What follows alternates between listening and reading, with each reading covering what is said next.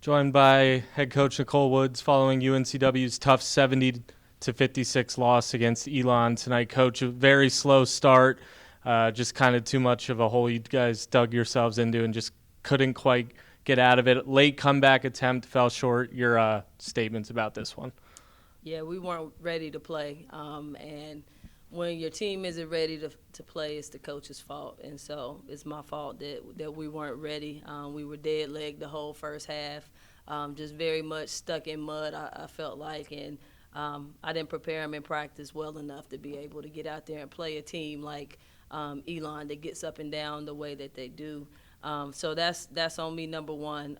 Number two, we did fight back in the second half, and the problem with us is I talk about the little things all of the time, and what you do in practice always comes out in the games. And so when you don't get to 50-50 balls in practice, you don't get them in the games.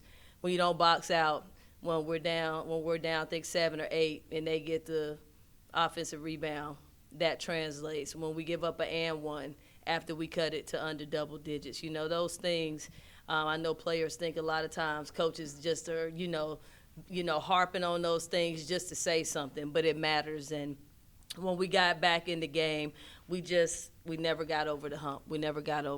And so, we don't have time to cry over and lick our wounds. We've got to fix these things quick and be able to get out here and be better to prepare for Charleston on Sunday. Seems like during this 3-game skid, there's been one quarter that's been your kryptonite, and for the second straight game, it was the first quarter. Mm-hmm. With Tia Dobson being out tonight, do you think that disrupted the flow at all going into this one, and just how quick do you think she'll be able to get back out on the court? Yeah, absolutely. The problem is that, we're a different team when Tia's not there, and it's a problem that we have to rely on a freshman to carry that much weight on our team, and when I told the others, guards, we've got to find a way to step up to be able to bottle up what she brings in some type of way, to be able to give us that spark. I thought Corey McLaughlin gave us that spark on the post side of things. They kept going at our 4-player, and I needed somebody that can be able to defend them, and she did that, and was one of the reasons why we were able to get back in the game.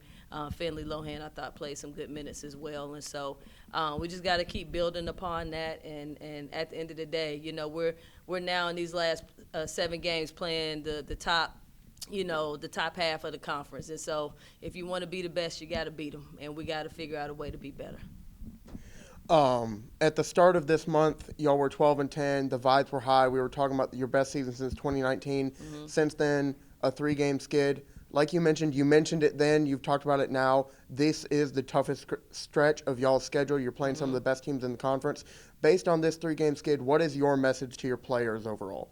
We have to get back to our principles. Whenever you're tired and whenever, something's hurting and this, that, and the other, you have to stay true to our principles. And I just didn't think consistently throughout the game today we did that. And that's always my message to them, let's, go out and do what we've asked you to do and just it not work. And then have to, make a change, but don't not give your full effort, or don't, do this little thing that we're telling you to do, and then it doesn't work, of course, because you're not executing. And so we talk about our effort and our energy all of the time, regardless of where we're at.